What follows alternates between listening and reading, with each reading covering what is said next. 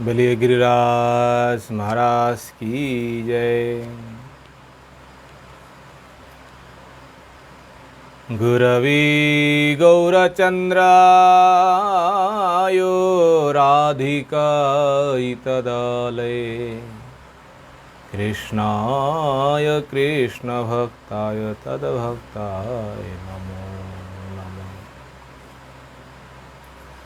नमं विष्णुपादाय श्रीकेशव प्रियात्मने श्री श्रीमद्भक्तिवेदान्तो वामनोति नामिने। नमं विष्णुपादाय आचार्य सिंहरूपिणी श्री श्रीमद्भक्तिप्रज्ञानकेशवेति नामिने। नमं विष्णुपादाय कृष्णप्रेष्ठाय भूतले श्रीमते भक्ति सिद्धांत सरस्वती नामिने। नमो गौरकिशोराय साक्षात् वैराग्यमूर्तये विप्रलम्बर शम्भुदे पादं भुजयते नमो। नमो भक्तिविनोदाय सच्चिदानंद नामिने गौरशक्तिस्वरूपाय रूपानुगवरायते। गौराविर्वा भूमेष्टं निर्देष्ट सज्जन प्रिय वैष्णव सार्वभौम श्री जगन्नाथयते नमो। वाञ्छाकल्पतरुभ्यश्च कृपा सिन्धुभ्यैव च पतितानां पावनेभ्यो वैष्णवेभ्यो नमो नमः। यं प्रव्रजन्तमनुपेतमपेतकृत्यं द्वैपायन विरह कातरया जुहाव पुत्रेति तन्मयतया तरवो वनेदु तं सर्वभूतहृदयं मुनिमानतस्मै। नारायणं नमस्कृत्य नरं चैव नरोत्तमं देवीं सरस्वतीं व्यासं ततो ययो मुदीरये। नमो महावदन्याय कृष्णप्रेमप्रदायते कृष्णाय कृष्णचैतन्य नाम्ने गौरतिसे नमः। हे कृष्ण करुणा सिन्धु दीनबन्धु जगत्पते गोपीश गोपिकान्त राधाकान्त नमोस्तुते। तप्त कांचन गौरांगी राधे वृंदावनेश्वरी वृषभानुसुते देवी प्रणमामि हरिप्रिये। महाम्भोधस्तिरे कनकरुचिरनीलशिखरे वसन् प्रासादन्त सहज बलभद्री नवलिना सुभद्रा मध्यस्थ सकल शूर सेवावसरदो जगन्नाथ स्वामी नैनपथगामी भगतु मे। हन्ताय मद्रबला हरिदास वर्यो यत राम कृष्ण चरण स्पर्श प्रमोदो मानं तनति सह गगनस्थैर्यत् पानीय सुजबस कंदर कंदमूले। गोवर्धन जयति शैलकुलाधिरायो युगोपिकाभिरुदितो हरिदास वर्यो कृष्णेन सक्रमकभङ्गहितार्चित यत् सप्ताहमस्य करपद्मतले अवाप्स्यत्। सप्ताहमेवाच्युतहस्तपङ्कजे भृङ्गायमानं फलमूलकन्दरै संक्षेपमानं हरिमात्म इन्दगिर्गोवर्धनार्धिं शिरसं नमामि। वृन्दायै तुलसीदेव्यै प्रियायै केशवस्य च कृष्णभक्तिप्रदे देवी सत्यवत्यै नमो नमः। श्रीकृष्ण चैतन्य प्रभु नित्यानंद श्री अद्वैत गदाधर शिवजादि गौर भक्तवृंद। हरे कृष्ण कृष्ण कृष्ण हरे हरे हरे राम राम राम हरे हरे। निताई गौर हरि हरि बोल। सर्वाग्रे मधु गुरुपाद पद्म जगत गुरु नितला विष्णु विष्णुपाद अष्टो शत श्री श्री श्रीमद् भक्ति वेदांत श्री वामन गोस्वामी गुरु महाराज जी के चरण कमलों में एदास अधम का साष्टांग दंडवत प्रणाम। तत्पश्चात मदीय शिक्षा गुरुपाद पद्म परम पूजनीय परम वंदनीय श्री गोवर्धन दास बाबा जी महाराज जी के चरण कमलों में एदास अधम का यथा युग दंडवत प्रणाम। समागत भक्तविंद समागत मातृविंद आप सभी के चरणों में ये दास अधम का यथा युग दंडवत प्रणाम। श्रीमद् भागवतम चतुर्थ स्कंदों में आज हम लोग 25 अध्याय का कथासार श्रवण करेंगे। पिछले अध्यायों में हम लोगों ने श्रवण किया प्राचीन बरही महाराज जो है, प्राचीन बरही महाराज जी के 10 पुत्र हुए और 10 पुत्रों का नाम ही प्रचेता हुए। पिता इन 10 पुत्रों को आदेश दे दिया, जाओ सृष्टि करने के लिए पहले तपस्या करो, भगवान को संतुष्ट करके भगवान से शक्ति प्राप्त करो। पिता के आदेश के अनुसार तप करने के लिए चलते हैं और जाकर के शंकर जी जो है, शंकर जी का साक्षात दर्शन प्राप्त करते हैं और शंकर जी का दर्शन प्राप्त करके उनसे जो कृपा अनुग्रह प्राप्त करके और भजन साधन शुरू करते हैं। कल हम लोग यही तक श्रवण किए। आज हम लोग श्रवण करेंगे। मैत्र जी कह रहे हैं विदुर, इस प्रकार प्रचेताओं को भगवान शिव ने जो उपदेश दिया, इन उपदेश का नाम है रुद्र गीत। और भगवान शंकर उपदेश देकर के उन सबके सामने ही देखते देखते भगवान शंकर अंतर्धान हो गए। भगवान शंकर जब अंतर्धान हो गए, अंतर्धान होने के बाद वो रुद्र गीत जो है 10 प्रचेताओं अब खूब करके उन गीतों का स्तुति करने लगे। कहाँ? बोले जल के भीतर प्रवेश करके। देखिए किस प्रकार कठोर तपस्या है। वो सरोवर जो है, सरोवर के भीतर जाकर के प्रवेश किया इन 10 प्रचेताओं ने और जाकर के इन स्तुति करते करते करते कठोर तप करते करते 10,000 साल बीत गए, फिर भी तप करते रहे, तप करते रहे।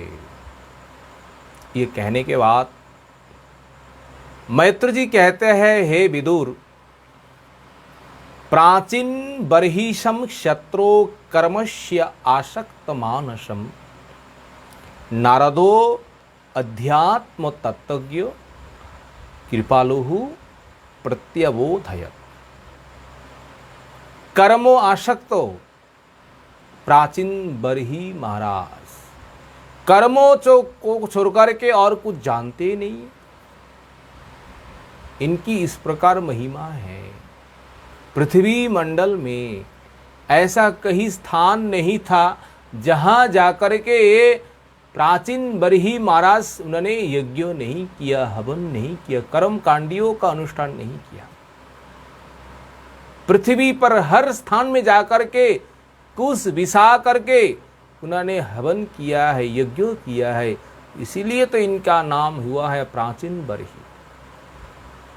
कर्म कांडों को छोड़कर और कुछ नहीं जानते। इस प्रकार कर्मों में आसक्ति देखकर कृपालु देवर्षि नारद अत्यंत कृपा किए कृपा करने का एकमात्र कारण वही है।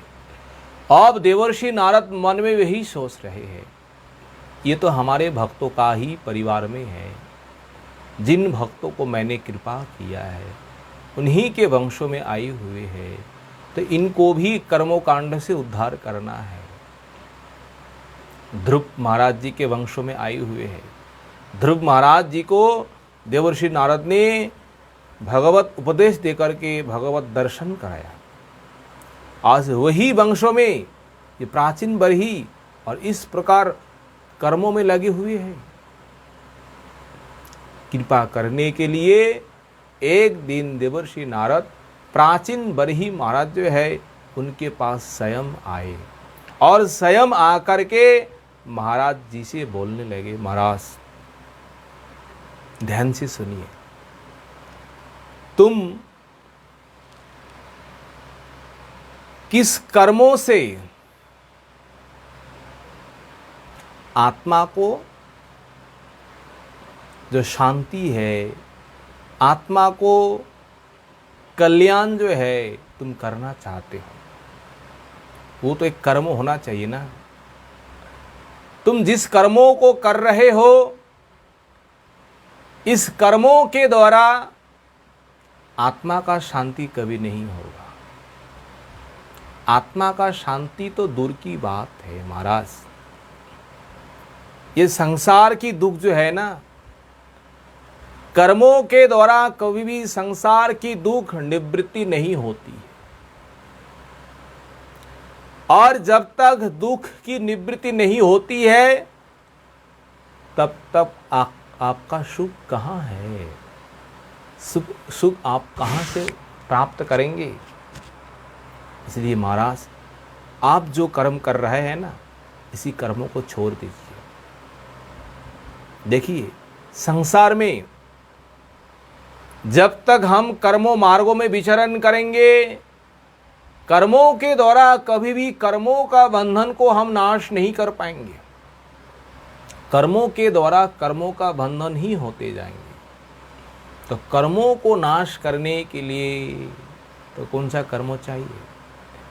देवर्षि नारद तो वही कह रहा है, ये सुख जो है ना, ये सुख भी अनित्य है, ये सुख भी क्षणस्थायी है।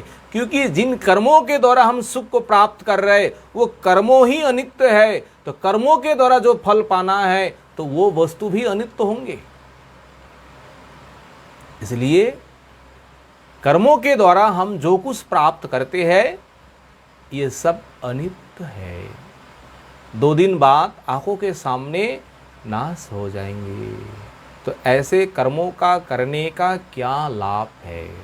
जो कर्मों 2 दिन बाद उनका फल विनाश हो जाएंगे। ऐसा कर्मों करना चाहिए जो कर्म करने के बाद कभी भी कर्मों का फल नाश ना हो, और सुख जो है वो चिरस्थायी सुख जो है वो नित्य शाश्वत सुख हमें प्राप्त हो।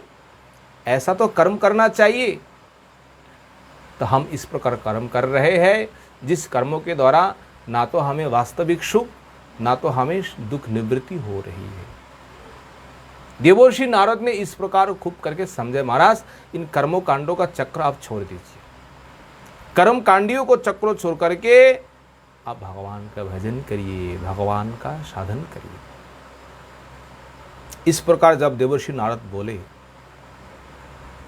प्राचीन बरही महाराज देवर्षि नारद जी को प्रणाम करके हाथ जोड़ करके अब बोलने लगे, हे भगवान, मैं क्या करूं?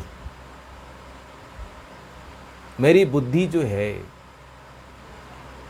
इस प्रकार कर्म करते करते विक्षिप्त हो गई है। अब मुझे समझ में नहीं आ रहे है मुझे कौन सा कर्मों करना चाहिए। आत्मा के हित के लिए, आत्मा के कल्याण के लिए इस संसार में श्रेष्ठ कर्मों कौन सा है? मेरी ज्ञान, मेरी बुद्धि क्या हो गई? विक्षिप्त हो गई, कोई काम नहीं कर रहा है। देखिए, कर्म कांडों करते करते, इस प्रकार कर्म करते करते बुद्धि जो है ना, ज्ञान जो है ना, वो भी लोप हो जाते हैं। आप कृपा करके इस प्रकार उत्तम साधन जो है, आप उत्तम साधन बताइए, हमें कौन सा कर्म करना चाहिए। इस प्रकार जब प्राचीन बरही महाराज कहते हैं, तब देवर्षि नारद कहते हैं, राजन, तुमने यज्ञों में जिन पशुओं को वध किया और जिन पशुओं को वध करके तुमने यज्ञ किया, इनका फल है। देखो, आकाश में देखो, ऊपर में देखो, ये सारे पशु तुम्हारे लिए अपेक्षा कर रहा है, कब महाराज जी आएंगे और हम भी बदला लेंगे। देवर्षि नारद जैसे ही प्राचीन बरही महाराज जी को दिव्य ज्ञान दिया और दिव्य ज्ञान प्राप्त करते ही ऊपर में जैसे आग उठा के देखा ना, और सारे हजारों हजारों इस प्रकार पशु जो है, जिन पशुओं को प्राचीन बरही महाराज ने यज्ञों में हवनों में जाकर के उन्होंने बलि चढ़ाया, और सारे इस प्रकार यंतु हाथों में अस्त्र शस्त्र लेकर के प्राचीन बरही महाराज जी के लिए अपेक्षा कर रहे हैं, महाराज जी कब आएंगे और हम बदला लेंगे। देवर्षि नारद वही कह रहे हैं, महाराज आपका शरीर भी इस प्रकार, ये सारे जो जीव जो है ना, उनके जो सींग है, उनके जो दांत जो है, उसी से आपका शरीर को भी छिन्न भिन्न कर देंगे। ये अवस्था देख करके प्राचीन बरही महाराज अत्यंत भयभीत हो जाते हैं। देखिए, और भयभीत होकर के देवर्षि नारद जी से यही कहते हैं, हे भगवान, ये महान संकट जो है, इन संकट से हमें उद्धार करिए। हम ये क्या देख रहे हैं, हम तो कल्याण के लिए, हम तो पुण्यों के लिए इस प्रकार कर्म किए हैं, ये तो शास्त्रों में उपदेश है। बोले होते हुए भी शास्त्र अनेक प्रकार होते हैं, तामसिक शास्त्र है, राजसिक है, सात्विक है।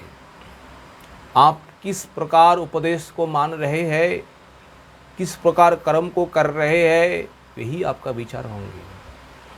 आपने जिस प्रकार यज्ञों में पशुओं को वध किया है, ये एक प्रकार हिंसा युक्त कर्म है, और इस हिंसा युक्त कर्म के द्वारा कभी भी आप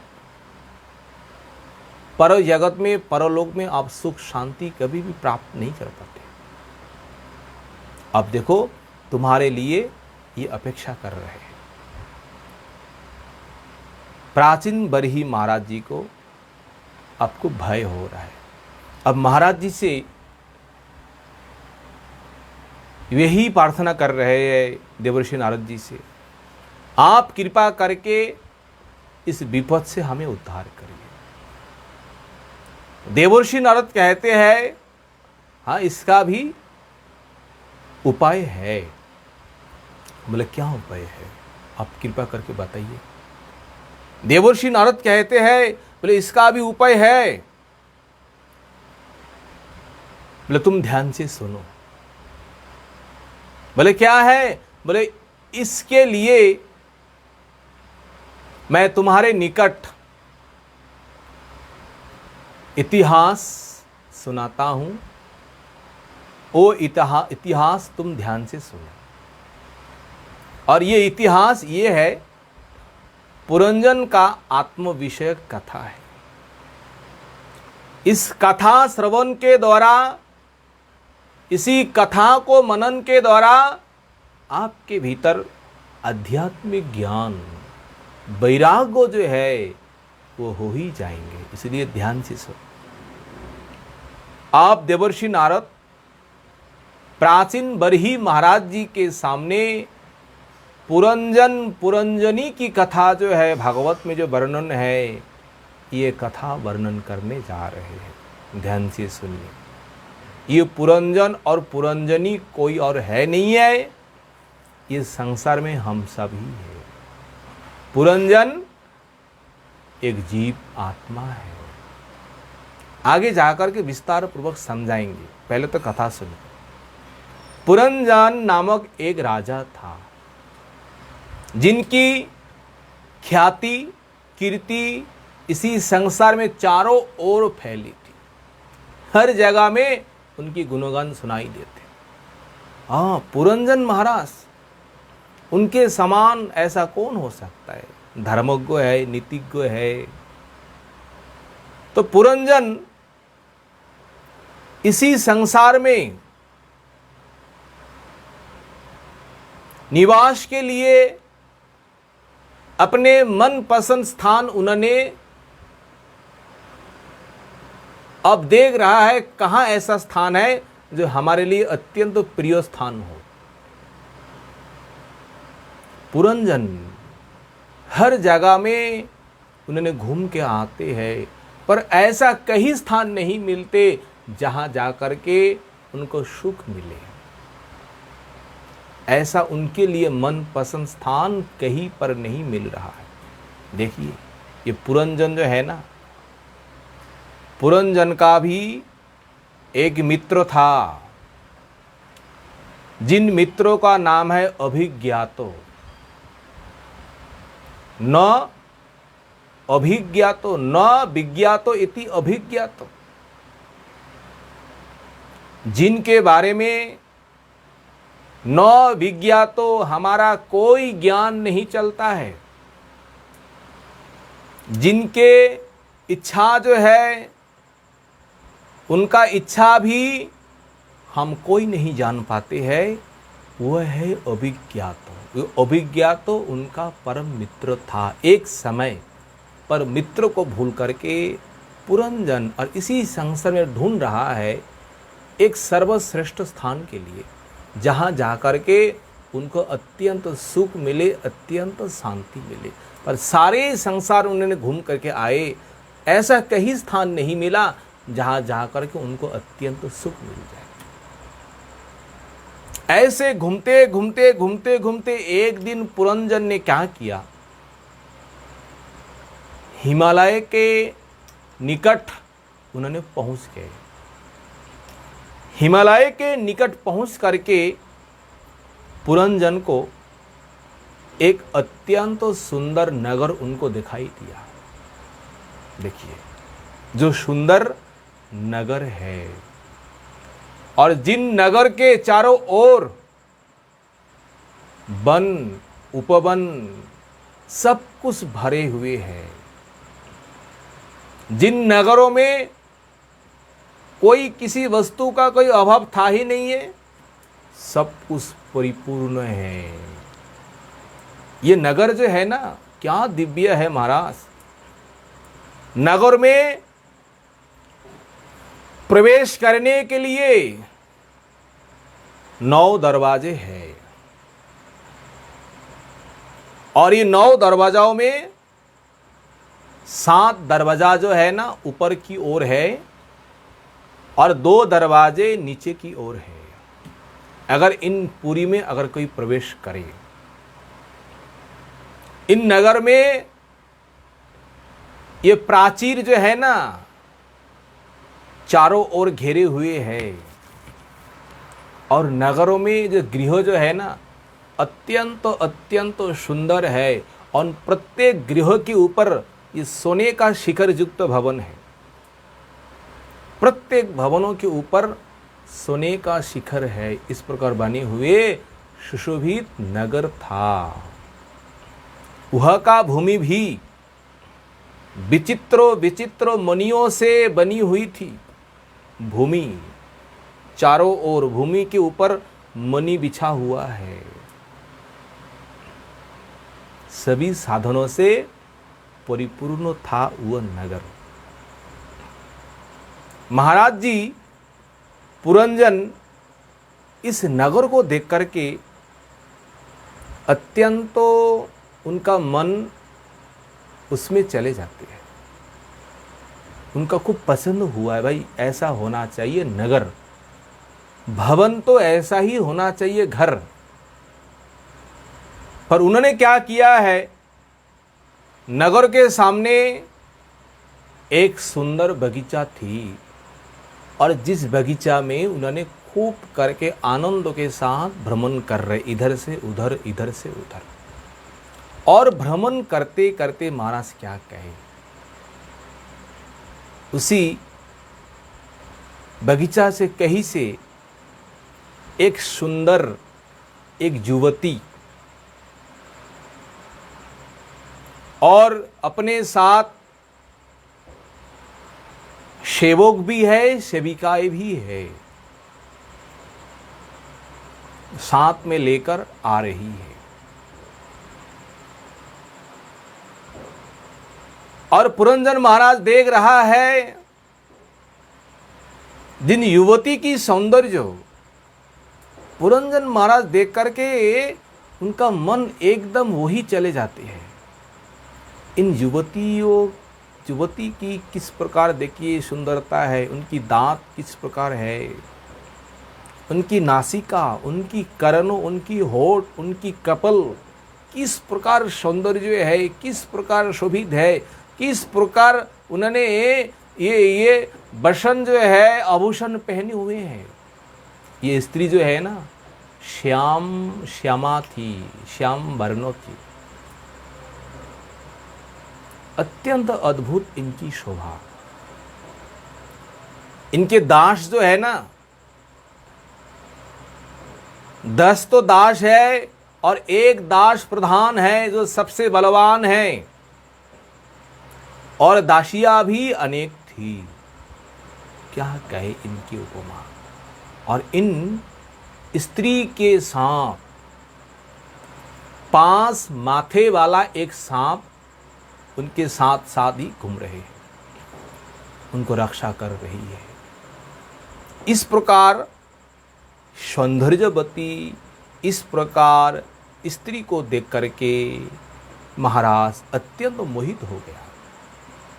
और मोहित होने के बाद उनके समीप में जाकर के, पास में जाकर के महाराज पुरंजन उन युवती से पूछते हैं। क्या पूछा? क्वा त्वम, तुम कौन हो? कस्यासीह कुतः सती, तुम कहाँ जा रही हो, कहाँ से आई हो, किसकी कन्या हो? तुम्हारे साथ ये सेवक सेविकाएं जो है ये कौन कौन है? और तुम्हारे साथ ये सांप जो है, ये सांप कौन है? तुम अत्यंत ही सुंदरी हो, तुम्हें देख करके ऐसा संशय में कौन पुरुष है जो तुमको छोड़ करके दूर चले जाए? ये पुरी किसकी है? नगर जी है, नगर किसका है? पुरंजन महाराज एक एक करके सबका परिचय जानना चाहता है। पुरंजन महाराज जब इस प्रकार उनसे सब प्रकार प्रश्न पूछे, देवर्षि नारद कहते हैं, हे महाराज, वो युवती ना तब हंस करके महाराज जी से यही बोले। क्या बोले? बोले महाराज, मैं कौन हूं और मेरा बाप माँ कौन है, मेरा कौन सा गोत्र है, ये बिल्कुल मैं कुछ भी नहीं जानता हूं। युवती जो है इस प्रकार कही महाराज जी से, मैं कौन हूं, मेरा नाम भी मुझे पता नहीं है, मेरा नाम क्या है, और गोत्रो कौन सा है, पिता माता कौन है, महाराज मैं बिल्कुल नहीं जानती। और ये नगर जो है किसने बनाया, कर्ता जो है, उन कर्ता को भी मैं नहीं जानता हूं। इन नगरों को किसने बनाया है? महाराज ये साथ में जो है ना दास जो है ना, ये मेरा ही दास है, और ये स्त्रियां ये मेरी ही दासियां है, सब मुझे ये सेवा कर रहे हैं। और ये मेरा साथ जो ये सांप जो है ना, ये दिन रात मुझे रक्षा कर रहे हैं। ये सांप कौन है? युवती कहती है, मैं जब सो जाता हूं ना, सोने के बाद भी ये सांप मुझे रक्षा करती है। मैं सोने पर भी ये सांप नहीं सोती है। इस प्रकार मुझे रक्षा कर रहे हैं। महाराज, आपको ये नाम, जाति, गोत्रों पूछने का क्या लाभ है? और पूछकर भी आपको क्या फायदा होगा? अगर आपका मन पसंद है, अगर आपकी इच्छा है, तो हमें भी आपके बात हम स्वीकार है। ये देवी इस प्रकार के ही। वो युवती जो है, और युवती यही कही, महाराज आपको देख करके संसार में ऐसा कौन स्त्रियां है जो धीर स्थिर हो सकती है? अगर आपकी इच्छा है, हम दोनों मिल करके इसी नगर में प्रवेश करके हम सुखपूर्वक संसार करेंगे। मैत्र जी कहते हैं, जब दोनों का मन एक हो गया ना, एक हो जाने के बाद दोनों ही एक साथ एक दूसरे के कंधे में हाथ रख करके उस नगर में प्रवेश किए, दोनों एक साथ। और नगर में प्रवेश करके दोनों ही जो सुख जो है, जो भोग जो है, खूब करके सुख भोग को भोगने लगे और खूब मन इच्छा करके विहार करने लगे।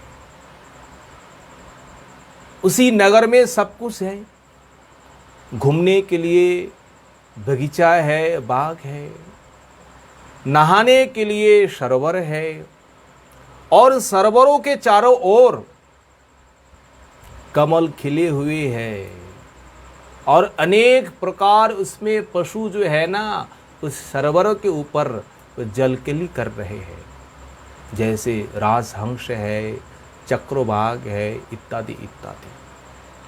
और उन बगीचों की किस प्रकार शोभा है महाराज! हर तरह की फूल खिले हुए हैं। उन फूलों का मधु पान करने के लिए सारे भौमरे वहां गुंजन कर रहे हैं। इस प्रकार सुंदर नगरी के भीतर पुरंजन और ये पुरंजनी विहार करने लगे। पुरंजन धीरे धीरे धीरे धीरे धीरे उस स्त्री के ऊपर अत्यंत आसक्ति हो जाता है। इस प्रकार आसक्ति उनके ऊपर हो जाता है, जब पुरंजनी कुछ खाती है, तब महाराज भी कुछ भोजन करता है। उसके आगे महाराज कुछ भी नहीं कुछ ग्रहण करते हैं। पुरंजनी जब सोती है, पुरंजन भी उसके बाद सोता है। पुरंजनी जब जागती है, उसके बाद महाराज भी जगता है। पुरंजनी अगर हंसती है, पुरंजन भी हंसता है। अगर पुरंजनी रोती है, पुरंजन भी रोता है। उन्हीं के अनुकरण पुरंजन कर रहे हैं। अगर कहीं घूमना है, पुरंजनी के पीछे पीछे। इस प्रकार पुरंजनी के ऊपर आसक्ति हो गई। पुरंजनी को छोड़कर के महाराज कुछ नहीं जान रहे। और ये सुंदर नगर जो है ना, इन सुंदर नगर से अगर बाहर जाना है, बाहर जाने के लिए 9 दरवाजे हैं। और ये 9 दरवाजाओं में 7 दरवाजे जो है ऊपर की ओर है, 2 दरवाजे जो है और नीचे की ओर है। ऊपर में जो 7 दरवाजे जो है ना, पूर्व की ओर 5 है, और दक्षिण में 1 है, उत्तर में 1 है, और पश्चिम के दिशा में निम्न में 2 दरवाजे हैं। पर पुरंजन एक एक दरवाजा से निकलते हैं और एक एक राज्य में जाकर के प्रवेश करते हैं। सब एक राज्य के लिए नहीं है, एक एक मार्गों एक एक राज्य को ले जाते हैं और उन राज्यों में अलग अलग सुख है। अगर नेत्र रूपी मार्गों के द्वारा पुरंजन गमन करे, रूपक नामक देश जो है उन देश में पहुंच करके पुरंजन रूप जो है, सौंदर्य जो है, उन रूप सौंदर्यों को देखते हैं और उन रूप सौंदर्यों को देख करके अत्यंत मोहित हो जाते हैं। अगर नासिका के द्वारा अगर वो पुरंजन अगर बाहर जाते हैं तो वो देश जो है वो कौन सा देश है? बोले वो है सौरभ नामक देश। उसी देश में पहुंच करके पुरंजन सौगंधों जो है, आघ्राण जो है, उन सौगंधों को, उन आघ्राण को लेते हैं। ये दोनों कान जो है, एक है उत्तर की ओर और एक है दक्षिण की ओर। ये दोनों मार्ग अलग अलग है। एक कर्मकांडियों कर्म के लिए, एक तो और एक कर्मकांडी और एक क्या है उसमें कर्मकांडी नहीं कहा, उसमें कहा है एक पितृमातृ लोक के लिए और एक देवलोक के लिए। एक मार्ग के द्वारा देवलोक पहुंचते हैं और एक मार्गों के द्वारा पितृमातृ लोक पहुंचते हैं। महाराज ये क्या कहे, ये 9 दरवाजे जो है ना, इन 9 दरवाजाओं में सबसे बड़ा जो मार्ग जो है, सबसे बड़ा जो दरवाजे जो है वो है उन नगर का, ये है पुरंजन का ये मुंह। सबके लिए जितने दरवाजे हैं और इन मुंहों के भीतर क्या है? रसनांद्रियो जो है, बाघ इंद्रियो जो है, 2 इंद्रियों इन मुंहों के भीतर विराजमान है। रसना इंद्रियो भोजन करने के लिए, बाघ इंद्रियो बोलने के लिए, इन मुंहों के भीतर विराजमान है।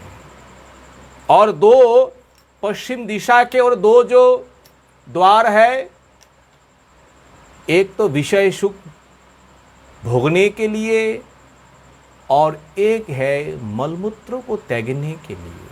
उसी प्रकार मार्गों के द्वारा पुरंजन निकल करके उन सुख को वो अनुभव करते हैं। ये 9 दरवाजे जो है, इन 9 दरवाजे केवल सुख भोग के लिए ही है। ये कथा जो है ये केवल एक प्रकार उदाहरण है। ये उदाहरण किस प्रकार है? देखिए, ये पुरंजन जो है, पुरंजन कौन है? आगे विस्तार पूर्वक कहेंगे। ये पुरंजन जीवात्मा है और इन जीवात्माओं का अनेक कीर्ति है, अनेक यश है, भगवत अंशों होने के कारण। वो जीवात्मा इस संसार में तभी आते हैं जब अपना मित्र जो है ना, अपना मित्रों को छोड़ करके वो अलग हो जाते हैं। जीवात्मा का परम मित्र कौन है? बोले जीवात्मा का परम मित्र भगवान ही है। इसलिए उन मित्रों का नामकरण किया है इसी अध्याय में अभिज्ञात। हमारे मित्र होने पर भी, हमारे परम सखा होने पर भी हम अपने मित्रों को, अपने सखा को हम जान नहीं पा रहा है। हमारे लिए सखा कौन है? हमारे परम मित्र कौन है? हम एक साथ वास कर रहे हैं।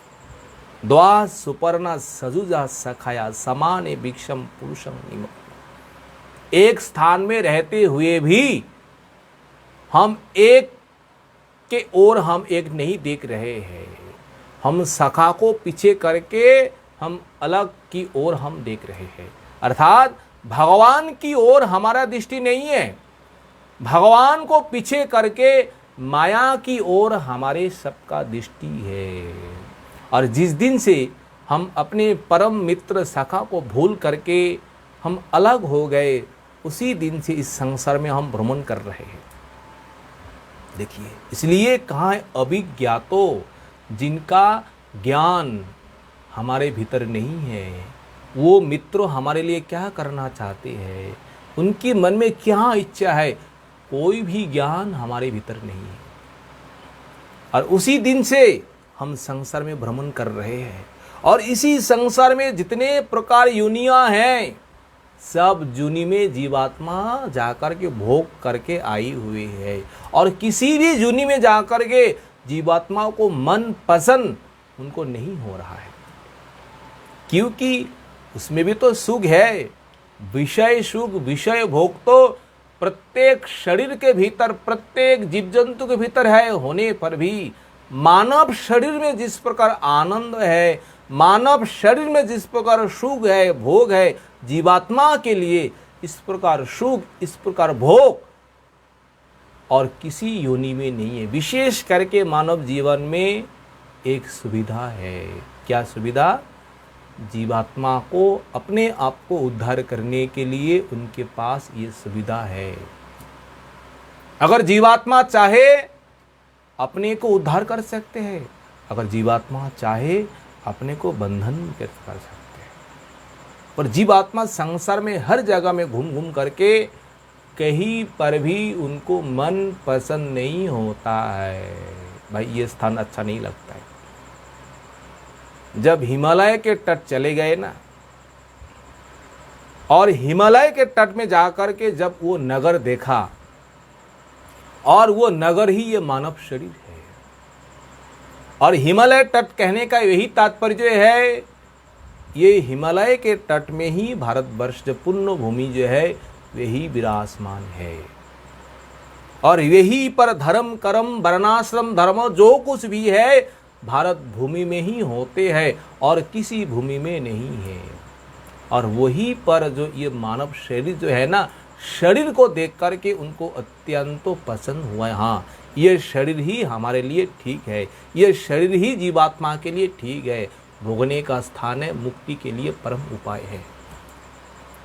पर वो नगर में ये जो 7 दरवाजे जो है, और हमारे शरीर में जो 7 क्या है, जो 7 ये जैसे नाक, कान, आँख, मुँह, ये है, ये सब दरवाजे हैं। एक एक दरवाजे है जीवात्मा को निकलने के लिए, जीवात्मा को प्रवेश के लिए। दरवाजा यही है उन नगरों में। और ये नगर जो है, नगर के चारों ओर जो प्राचीर जो है, चारों ओर जो गरखाई जो है, वो क्या है? वो गरखाई, वो प्राचीर हमारे शरीर का ये त्वचा जो है, चमड़ी जो है ना, वही से उसी के द्वारा ढका हुआ है, अत्यंत सुंदर देखने में। और नगर के बाहर वो बगीचा जो है, वो बगीचा क्या है? उन जीवात्माओं का भोगने के लिए अनेक प्रकार स्थान जो है, उपवन वन है जहाँ घूमने के लिए। और उसी वन के भीतर ये युवती जो आई, ये युवती कौन है? जिन युवती को देख करके, जिन सुंदरी को देख करके पुरंजन अत्यंत मोहित हो गए। मैत्र जी कहते हैं ये युवती और अन्य कोई दूसरा कोई नहीं है, वो हमारी बुद्धि है। देखिए, बुद्धि के साथ जीवात्मा जब मिलन होता है ना, तब बुद्धि जिस प्रकार चिंतन करती है, उसी प्रकार हमारा जीवात्मा उसी प्रकार चलते हैं। बुद्धि के अनुसार जब बुद्धि हंसती है, जीवात्मा भी हंसती है। जब बुद्धि को सुख होता है, जीवात्माओं को भी सुख होता है। और उन युवती के साथ 11 जो पुरुष जो है ना, उन 11 पुरुषों में एक सबसे बलवान पुरुष था। ये 11 दास कौन है? बोले शरीर में 11 इंद्रियाएं जो है ना, वो 11 इंद्रियाएं ही बुद्धि के साथ उनका दास है। और इन 11 इंद्रियों में सबसे बलवान, सबसे बलिष्ठ, सबसे शक्तिशाली कौन है? वो हमारा मन है। पंच ज्ञानेंद्रियों, पंच कर्मेंद्रियों और मन ही सबसे अधिक बलशाली है। और उनके साथ जो उनके सहेली है, स्त्रियाँ है, वो कौन है? इन इंद्रियों का जो वृत्ति है, इंद्रियों का वृत्ति अनंत है, इसलिए असंख्य उनके साथ स्त्रियाँ है। ये सब मिला करके उन पुरंजनी ने वही कही, महाराज हम आपको 100 साल तक इस प्रकार आपको सेवा करेंगे, इस प्रकार आपको सुख देंगे। जीवात्माओं से कहते हैं। और उन युवती के पास वो जो सांप था ना, वो सांप कौन है? जो 5 फने वाले, 5 माथे वाले, वो 5 पंचो प्राण ही 5 प्राण है। अपान, व्यान, उदान, समान, इस प्रकार 5 प्राण हमारे शरीर में हैं। और इस पंचो प्राण को ही सांप कहा गया है। और जिन सांप का 5 माथे हैं, युवती ने वही कही, हम सो जाने के बाद भी वो हमें रक्षा करती है। कौन? ये 5 सांप जो है। देखिए, हम जब सो जाते हैं ना, हम सोने के बाद भी जब हम निद्रित नींद में चले जाते हैं, नींद में चले जाने के बाद हमारे शरीर में जो इंद्रियां जो है ना, ये इंद्रियां कोई काम नहीं करते हैं। इंद्रियां भी निस्तेज हो जाती है हमारे साथ। हम सो जाने के साथ साथ ही इंद्रियां भी निस्तेज हो जाते हैं। पर वो 5 प्राण जो है ना, ये कभी नहीं सोते हैं। वो दिन रात जगते रहते हैं। प्राण कब सोते हैं? प्राण के लिए क्या है? प्राण वो जो सुषुप्ति दशा जो है शरीर में, सुषुप्ति दशा में वो जीवात्मा जो है, प्राण जो है, वो परमात्मा के पास चले जाते हैं। फिर भी जागरण अवस्थाओं में पुरंजनी कहती है, देखिए पुरंजनी, पुर होता है शरीर, जनी होता है जनयति, जो अपना शरीर को जो पैदा करती है, किसके द्वारा? अपने कर्मों फल के द्वारा, अपने कर्मों के अनुसार। वो है पुरंजनी, वो हमारी बुद्धि। और बुद्धि के साथ ये पुरंजन जो है, जीवात्मा जो है, जब एक साथ मिलते हैं ना, दोनों एक साथ मिलकर के इसी नगर में प्रवेश करते हैं। और जिस नगर में प्रवेश करके इन दरवाजाओं के द्वारा, इन इंद्रियों के द्वारा तरह तरह के विषयों को भोगते हैं, तरह तरह को सुख को प्राप्त करते हैं। इस प्रकार उन पुरंजनी के पास और क्या क्या थी? जैसे उनका शरीर का रंग श्यामा है। श्यामा इसलिए है,